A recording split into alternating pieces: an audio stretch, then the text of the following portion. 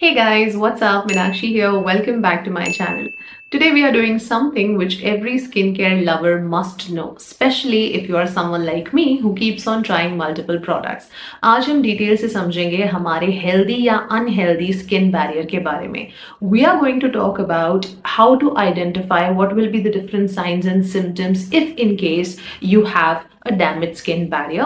How will you identify it and how will you fix it the right way? That too according to your skin type. Because just like how one size does not fit all, similarly one set of products or routine will not work for different skin types. It's going to be different according to your skin type. Even though ground rules same रहते हैं, फिर भी हमें थोड़ा थोड़ा कुछ इधर उधर ट्वीक करना पड़ता है to make sure कि हमारी स्किन को desired results मिले. वो क्या प्रोडक्ट्स और रूटीन होंगे जो आपको फॉलो करना है स्किन बैरियर रिपेयर फेज में, और कौन से प्रोडक्ट्स या रूटीन को फॉलो करना होगा उसको फिक्स करने के बाद टू मेक श्योर कि आप एक हेल्दी स्किन बैरियर मेंटेन कर सके और ये प्रॉब्लम बार बार आपको दोबारा ना हो. इस वीडियो के लिए काफी टाइम से रिक्वेस्ट आ रही थी, तो मैंने अपनी पूरी नॉलेज डालकर इस वीडियो को इन्फॉर्मेशन पैक्ड बना दिया है फुली. तो ये आपके लिए काफी ज्यादा यूजफुल होगी, तो प्लीज वीडियो को शुरू से एंड तक पूरा देखिएगा. स्टिल अगर आपको कोई क्वेश्चंस होते हैं by the end of it, so do not hesitate to leave them down in the comment section below. I will try my best to get back to you guys. Video अगर अच्छी लगे तो video को like जरूर करें. Channel पे पहली बार आए हैं तो सब्सक्राइब भी जरूर करें. सारे प्रोडक्ट्स के लिंक्स मैं आपको डिस्क्रिप्शन में दे दूंगी, सारी इन्फॉर्मेशन मैं आपको डिस्क्रिप्शन में दे दूंगी. And again for any questions I am always there. So please watch the video from beginning to end, and if you like the video you know what you have to do. Let's first of all begin by understanding what is a skin barrier. Skin barrier actually होता क्या है? आप सब जानते होंगे कि हमारी skin की जो सबसे ऊपर वाली लेयर होती है, the most outermost layer is called epidermis. आप में से शायद कुछ लोग ये नहीं जानते होंगे कि एपिडर्मिस के अंदर भी 3 पतले पतले लेयर्स होते हैं, जिनमें सबसे ऊपर वाली जहां सारे डेड स्किन सेल्स रिलाई करते हैं वो कहलाई जाती है स्ट्रैटम कोरिनियम. वही होती है जो हमारे फेस को ये अपराइट स्ट्रक्चर देती है, जो एक यूथफुल ब्राइट स्ट्रक्चर देती है. और ये ऐसे सीधी कैसे खड़ी है? आप इसे एक तरह की ब्रिक वॉल समझ सकते हैं. और कोई भी ब्रिक वॉल सीधी खड़ी रखने के लिए उसके अंदर आपको बीच बीच में सीमेंट दिखता होगा. ये जो सीमेंट है उसको साइंटिफिक टर्म्स में हम मोटर कहते हैं. एक तरह की आप इसे ग्लू समझ लीजिए जो सारे सेल्स को ऐसे टाइट होल्ड करके रखती है. तो अगर ये ग्लू लूज हो गई तो स्किन पे सैगिंग होने लगेगी, सैगिंग दिखने लगेगी. तो ये जो सीमेंट होती है आपकी, ये होता है हमारा स्किन लिपिड स्ट्रक्चर या स्किन लिपिड मैट्रिक्स. ये मैट्रिक्स बना होता है 3 चीजों से, which is cholesterol, fatty acids and ceramides. तो अगर आपकी ये सीमेंट काफी टाइट है तो ये ब्रिक वॉल काफी स्ट्रेट दिखेगी, यानी कि काफी ज्यादा वाइब्रेंट, यूथफुल और यंग दिखेगी. लेकिन अगर ये डिसओरिएंट हो गई, डिसऑर्गेनाइज हो गई, ये ग्लू लूज हो गई, तो ये सेल्स उतने टाइटली होल्ड होके नहीं खड़े हो पाएंगे, जिसकी वजह से स्किन पे सैगिंग दिखती है और भी डिफरेंट तरह के प्रॉब्लम्स हो जाते हैं. तो ये जो अब आपका स्किन लिपिड मैट्रिक्स है, इसके फंक्शंस क्या होते हैं? 2 मेन काम होते हैं इसके. सबसे पहला होता है वाटर रिटेंशन, यानी जो मॉइस्चर आपने स्किन को दिया है या जो हम अच्छा खासा खा पी रहे हैं, जो हम हेल्दी लाइफस्टाइल मेंटेन करते हैं, जो हम इंटरनली खुद का ध्यान रखते हैं और एक्सटर्नली जो हम अपना स्किन केयर करते हैं, प्रोडक्ट्स वगैरह यूज करते हैं, उससे जो मॉइस्चर आपकी स्किन में जा रहा है उसे वहां होल्ड करके ट्रैप करके रखने का इसका काम होता है, to trap that moisture there. दूसरा काम इसका होता है to hold the skin cells tightly together, इनको लूज ना छोड़ना. तो टाइम के साथ साथ क्या होते रहता है, जैसे आप ग्रो होते रहते हैं ना, तो वैसे ही जो नेचुरली प्रेजेंट होते हैं आपकी स्किन में कोलेस्ट्रॉल, फैटी एसिड, सेरेमाइड्स, ये धीरे धीरे कम होने लगते हैं, जिससे ये जो सीमेंट है ये लूज होने लगती है, जिससे हमारा ये जो पूरा ब्रिक वॉल है ये डिसओरिएंट होने लगता है, डिसऑर्गेनाइज होने लगता है. जब ऐसा होगा तो क्या होगा? वाटर विल एस्केप इजीली, तो जो मॉइस्चर था वो लूज होने लगेगा, जिसकी वजह से आपकी स्किन में वो प्लम्पनेस और वो बाउंस नहीं दिखेगा. इसीलिए आप देखेंगे बच्चों की स्किन पे आप कोई स्पेशल स्किन केयर नहीं भी करेंगे तो भी जब छुएंगे उनकी स्किन पे एक बाउंस होता है, क्योंकि उनका ये जो सीमेंट है, ये जो लिपिड के रिजर्व्स है, ये उनके पास सफिशिएंट है, जो हमारे धीरे धीरे एज के साथ कम होते जा रहे हैं. इसलिए बुढ़ापे में आते आते आप कितने भी महंगे प्रोडक्ट्स यूज कर लें, आपकी स्किन उसको नेचुरली लूज करती है और पहले से पतली होने लग जाती है. दूसरा सबसे बड़ा डिसएडवांटेज क्या होगा? When water will escape easily, when this wall will become weak, it will make your skin further vulnerable. It will also open the gateway for any kind of bad stuff to penetrate in your skin. For example, any kind of pollutants, irritants, pathogens, allergens, microbes, इन सबको easy access मिल जाएगा आपकी skin के अंदर जाने का, जिससे skin में various problems होती हैं. अब खराब स्किन बैरियर के 2 मेन रीजंस होते हैं. सबसे पहले अनकंट्रोलेबल, जिनको आप फिक्स नहीं कर सकते, जो कि हो सकता है कोई underlying medical condition. For example, अगर आप शुगर पेशेंट हैं, आपको डायबिटीज है, तो आप चाहे 20-20 10,000 के क्रीम्स लगा लें, सेरम लगा लें, कुछ लगा लें, your barrier is prone to getting damaged very quickly. तो ऐसे में आपको थोड़ी सी ज्यादा मेंटेनेंस करनी पड़ती है। दूसरी तरफ आते हैं कंट्रोलेबल फैक्टर्स, यानी कि फॉर एग्जांपल टेम्पररीली आपने कोई गलत प्रोडक्ट यूज कर लिया जिससे स्किन सेंसिटाइज हो गई, या आपने कोई हाई परसेंटेज वाले एसिड्स यूज कर लिए, या फिर आपने ओवर एक्सफोलिएट कर लिया, कोई हार्श इंग्रेडिएंट्स आपने यूज करे, तो दैट कैन बी फिक्स्ड। उसकी वजह से अगर बैरियर खराब हुआ है तो फिक्स भी हो सकता है और बहुत जल्दी भी फिक्स हो सकता है। अब एक खराब स्किन बैरियर के साइंस क्या होते हैं? डिफरेंट साइंस होते हैं इसके, ऐसा नहीं है कि ब्रेकआउट ही होंगे, लेकिन कुछ भी आपको हो सकता है। फॉर एग्जांपल स्किन बहुत ज्यादा रेड हो गई, स्किन पे रैशेस आ गए, इन्फ्लेमेशन हो सकती है, इचिंग हो सकती है, ड्राइनेस हो सकती है, एक्सट्रीम टाइटनेस एंड डिस्कंफर्ट हो सकता है, फ्लेकिंग हो सकती है। एट द सेम टाइम आपको ब्रेकआउट्स भी हो सकते हैं, आपको कोमेडोन्स भी हो सकते हैं, आपको पिगमेंटेशन भी हो सकती है। एक बार ये वॉल टूट गई, एक बार वो सीमेंट लूज हो गया, फिर कुछ भी अंदर जा सकता है और कोई भी रिएक्शन आपको आ सकती है। तो इस टाइम पे आपकी हीलिंग अप्रोच क्या होनी चाहिए और आपको कितना टाइम लगेगा इसको फिक्स करने में? सबसे पहले let's address the time quotient. अगर आपका स्किन बैरियर इन सारे रीजंस की वजह से खराब हुआ, जो अभी अभी मैंने बताया, जैसे कि खराब प्रोडक्ट्स यूज कर लिए, कुछ भी सेंसिटाइजिंग यूज कर लिया, तब तो बहुत इजीली 3 से 5 दिन या मैक्सिमम 7 दिनों के अंदर आपका स्किन बैरियर रिपेयर हो सकता है।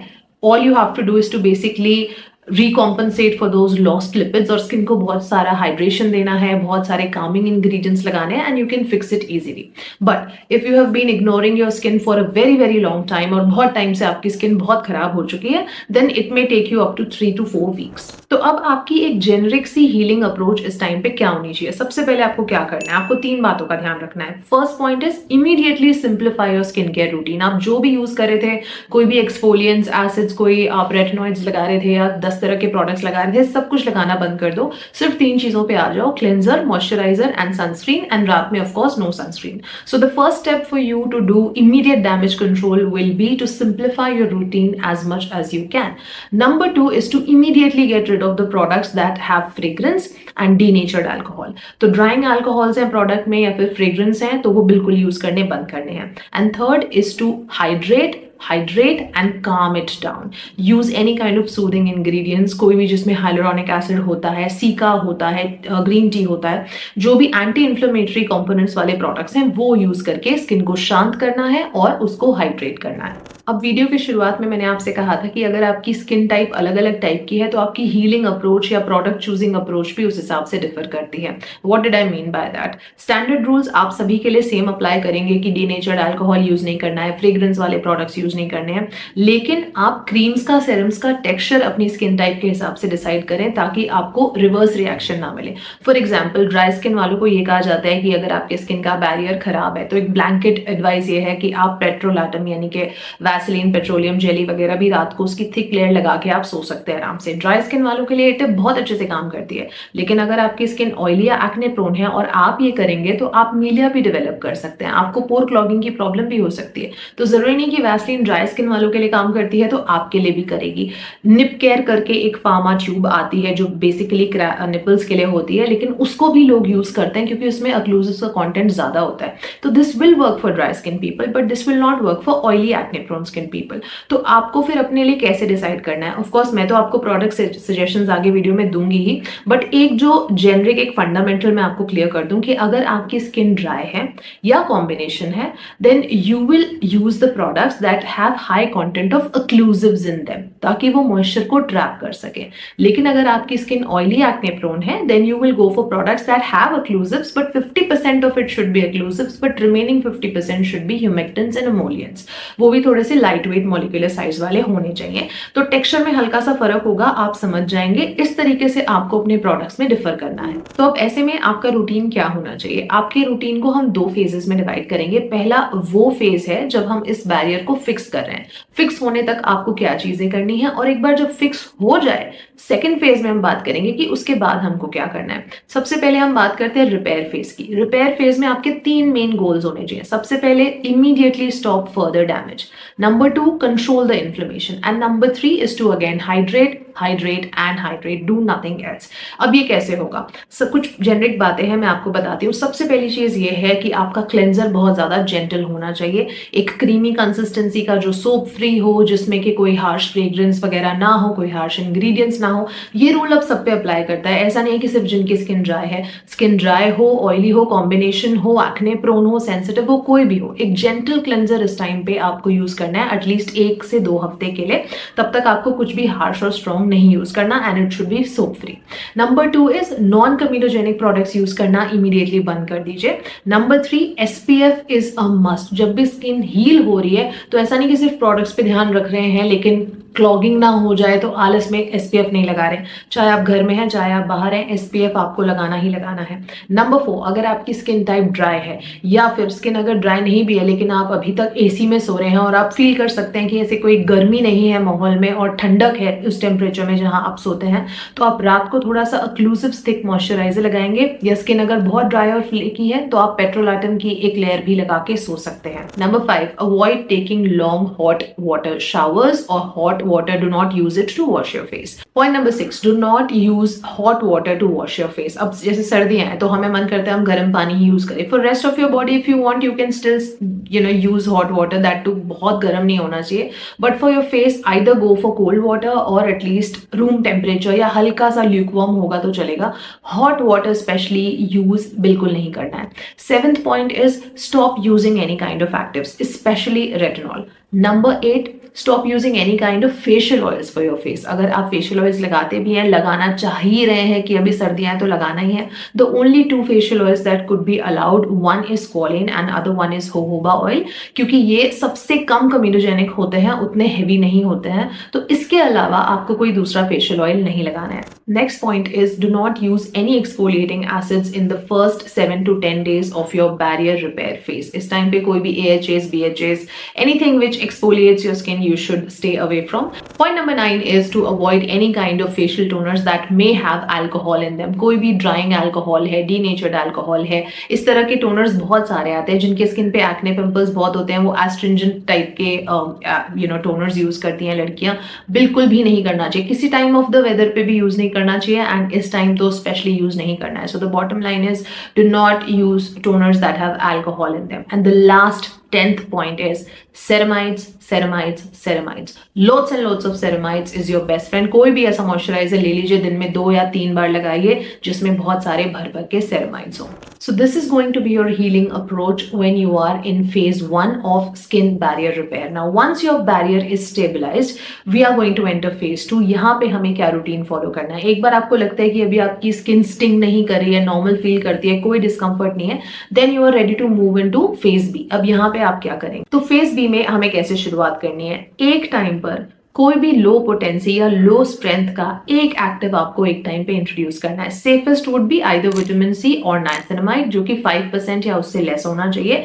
मैक्सिमम 5 to 7% भी आप रख सकते हैं बट नॉट 10%। पहले आप एक एक्टिव यूज करेंगे और वो भी हफ्ते में 2 बार, उससे ज्यादा की फ्रीक्वेंसी नहीं होनी चाहिए। Do this for straight 2 weeks. अगर 15 दिन बाद आपको लग रहा है कि आपकी स्किन अच्छे से टॉलरेट कर पा रही है और बिगड़ नहीं रही है, तो तीसरे हफ्ते से आप या तो उस एक्टिव की पोटेंसी बढ़ा सकते हैं इफ यू वांट टू। अगर आप 10% का नाइसिनामाइड या 10% का विटामिन C यूज करना चाहते हैं, you can do that. Otherwise you can, if you want to introduce another active, that also you can do in the 3rd week. तो suppose आप रेटिनॉल इंट्रोड्यूस करना चाहते हैं, सपोज आप कोई और tyrosinase inhibitor like kojic acid या alpha arbutin use करना चाहते हैं, that also you can reintroduce after the 3rd week. So पहले एक active at a time, 2 times a week. Do this for straight 2 weeks. In the 3rd week, feel free to add another active. Again, do the same for next 2 weeks. अगर suit करता है, then you move on to the 3rd. 3 से ज्यादा actives तो वैसे भी किसी को यूज करने भी नहीं चाहिए कभी भी, और इस तरह से स्लोली बिल्ड करेंगे फ्रीक्वेंसी तो कोई प्रॉब्लम नहीं होगी। Now comes the part for which you all must be waiting for. Here are my trusted product recommendations, some really good moisturizers that you can safely use. And to simplify it for you, I have kept 5 options each for dry skin, 5 options I've kept for the oily acne prone skin people. इनमें से जो भी आपका जो भी budget हो या आपकी जो भी प्रेफरेंस हो, उस हिसाब से feel free to make a choice. मैंने इंडियन और बाहर के सारे ऑप्शंस इंक्लूड करे हैं, so here are the options for you. The first one is CeraVe Moisturizing Cream, which is enriched with 3 different types of ceramides, hyaluronic acid, and a lot of humectants. Second one is Dr. Jart Ceramidine Cream, which is a luxurious cream which is loaded with 5 essential types of ceramides. It's a really good option but slightly expensive. Number 3 is the Bioderma Atoderm Intensive Balm. I personally love this one. This is clinically designed for atopic skin. Number 4 is Estura Barrier Repair Cream, which is superb for strengthening weak skin barrier. And the last one is the cult favorite La Roche-Posay Cicaplast Balm, which is slightly on the expensive side but is excellent. These are the options for combination and dry skin. And now I'm going to give you options for oily, acne prone and normal skin. The first one is Formula RX Barrier Relief Cream. This is superb, my personal favorite. It is loaded with ceramides, squalane, Centella asiatica. बहुत अच्छी option है ये. Number 2 is the Minimalist Ceramides Moisturizer. काफी lightweight है, oily acne prone skin वालों के लिए बहुत अच्छा है. Budget friendly है, fragrance free है, and it is enriched with made casicide also. Number 3 is Physiogel Calming Relief Moisturizer. This is perfect for people whose skin is really angry and red all the time. They have infused it with biomimic technology which mimics your natural lipids of your skin. Number 4 is the Pillow Talk Moisturizer by the brand Hyphen, which is very lightweight, gel cream-like texture it has, super hydrating, बहुत अच्छी cream है ये. And number 5 is the Within Calming Drops Barrier Booster Serum. It is perfect. I love this one. Lightweight है, cooling है, बहुत ही nourishing है. इसमें Centella asiatica, peptides, panthenol, every nice thing is there which will calm down the sensitivity of your skin. Alright you guys, so that was all that I had for you in this video. I really hope that you benefited out of it. If you did, please give this video a big fat like. I'm gonna see you very soon in my next video. Until then, take good care of yourselves. I love you all and stay beautiful.